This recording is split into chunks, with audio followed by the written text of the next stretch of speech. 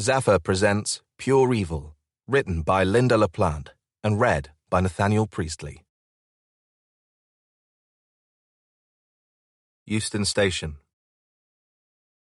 He has wasted weeks, including a couple of nights, at Paddington and Charing Cross stations, trying to spread out the hunt so that it was safer, and remaining wary of CCTV cameras, knowing exactly how far away from the stations he needed to be before he was in the clear.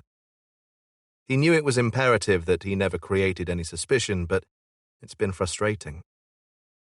And so tonight, he was returning to his old hunting ground, but with one new added dimension, saving the cash required to be allowed into Euston Station's first-class lounge via the cheapest ticket he could purchase. Choosing a table with a complete view of the station's concourse below the bay window, he helped himself to a free coffee and a pastry.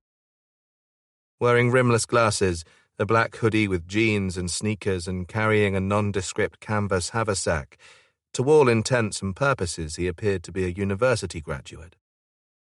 Sitting with his back to the rest of the lounge, he was relieved that it was virtually empty. From his position he could watch passengers coming and going, and all the train departures and arrivals were on screens clearly visible from his position. Taking out his mobile phone, he appeared to be concentrating on messages and texting while, in reality, his concentration was on Platform 1, awaiting the arrival of a train from Liverpool Lime Street. This had been very productive on previous occasions.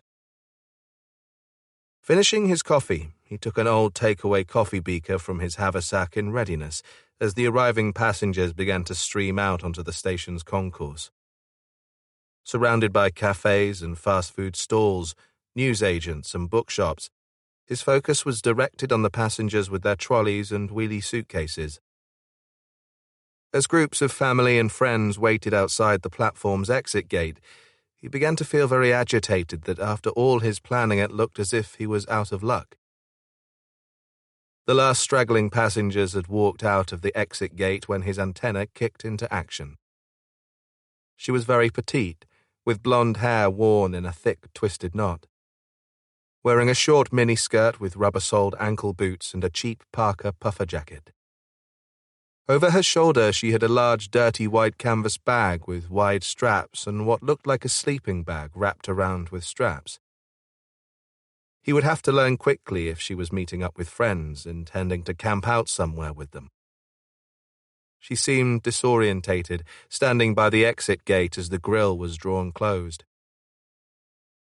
Looking around, she headed towards one of the empty seats available for passengers and paused by a stand offering various tourist attractions and free tube maps.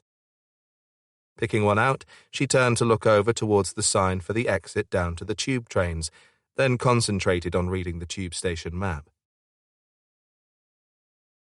From the first-class lounge, it took only a few minutes for him to walk across the concourse towards her.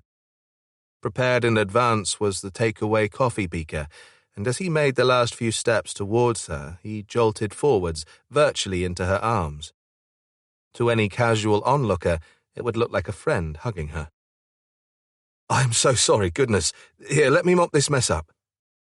He had spilt the cold, watery coffee from his beaker over her canvas bag and quickly took out some tissues from his pocket to dab at the stain. She was much younger than he had first thought, a teenager with bad acne and bitten fingernails. "It's all right. Didn't get any over me." She had a strong northern accent. He gently dabbed the stain on her canvas bag. "I don't think I've done too much damage, but I was hurrying for the tube station. You catching a train?" "No, I've only just arrived. Don't worry about me bag, honestly." "Well, I've probably missed the train I was hurrying to get, so can I buy you a coffee? Or are you waiting for someone?" "No, I'm on my own. I've never been to London before. In fact, I was just checking out the tube station. Never been on one of them either." She gave a nervous laugh, then checked the stain on her bag. "It's not too bad, so thanks." "What's your name?" "Heather." "Well, I apologise, Heather. If you like, I can walk you down to the tube. Whereabouts are you heading?" Almost without any hesitation, they began to walk towards the exit for the tube